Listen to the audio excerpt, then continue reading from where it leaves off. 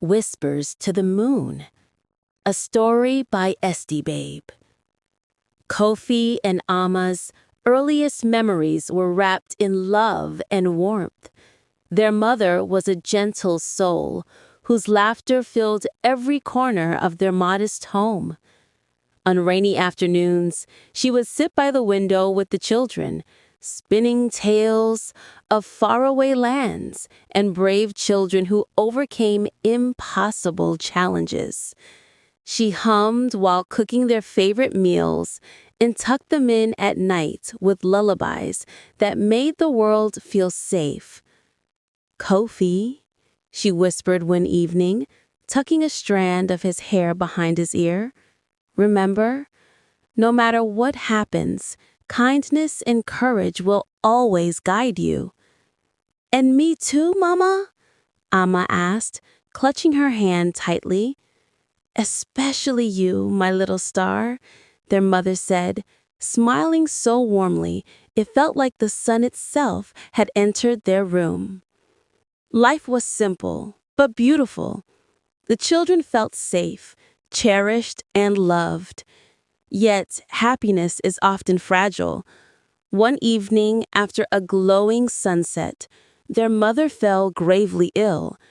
At first, it was just a cough and fatigue, but soon she became too weak to even rise from her bed.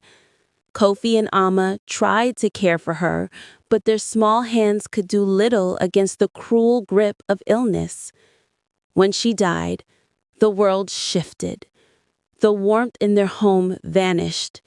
Their father, once merely stern, became harsh and cruel. Words cut sharper than knives, and his hands delivered pain with frightening regularity. Kofi, the elder brother at 12, tried to protect Amma, now 9, from blows and harsh words, but he too suffered. Even their relatives, who might have offered solace, turned away. They said, "We warned your mother about your father. She chose to stay. Now it's your burden." Kofi and Amma were left feeling abandoned not only by the world, but by their own family. Their grandmother tried to help, sending money and small gifts, but when she passed away a few years later, the children were truly alone.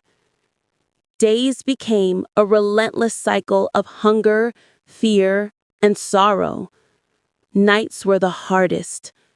Kofi and Amma would lie huddled together on the cold floor of their small room, staring at the moon through the cracked window, whispering prayers to their mother.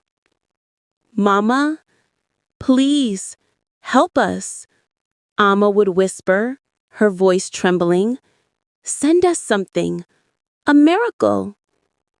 Kofi held her hand tightly, trying to be brave. "Mama, we're scared. Don't leave us alone," he murmured. It was during one of these desperate days, wandering the streets with empty stomachs, that they met her, a woman with kind eyes and a gentle presence who seemed to understand their sorrow without a word being spoken. She listened as they told her their story, the cruel father, the dead grandmother, the absent relatives, and the endless nights of hunger and fear. The woman's heart softened.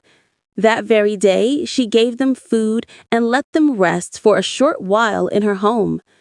Though they had to return to their father's house, something had shifted. A small flame of hope sparked in their hearts. Every day, Kofi and Amma would visit her quietly, collecting food and warmth, returning home before their father noticed. Even so, the world outside remained harsh. Their father's words and hands were still cruel, and their relatives continued to ignore them. But the woman became their small miracle, the place where their hearts could feel safe. She treated them as if they were their own, teaching them to laugh again, to hope again, even in the smallest ways that came in a world full of hardships. Sometimes she would leave small gifts, a loaf of bread, a warm blanket, or clothes without saying a word, as if she knew exactly what they needed.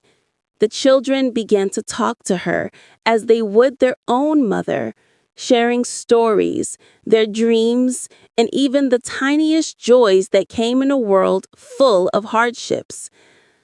One day, Amma noticed a tiny sprout pushing through a crack in the dusty floor of the woman's home. She gasped. "Kofi, look," she said softly. Kofi knelt beside it, brushing the delicate leaves with gentle fingers. "Maybe Mama sent it," he whispered. "She's still looking after us, reminding us to keep going." The sprout became their secret hope. Every morning they would water it and whisper to it as if it were alive with their mother's spirit. Each day it grew taller, and so did their courage. Slowly, their whispers to the moon changed. No longer were they cries of despair. They became prayers of hope, courage, and gratitude. Even as their father's cruelty continued, even as the streets remained unforgiving, Kofi and Amma survived, not only through endurance, but through love. They had each other, the woman's kindness, and the tiny miracles that reminded them that life, no matter how cruel, still held wonder.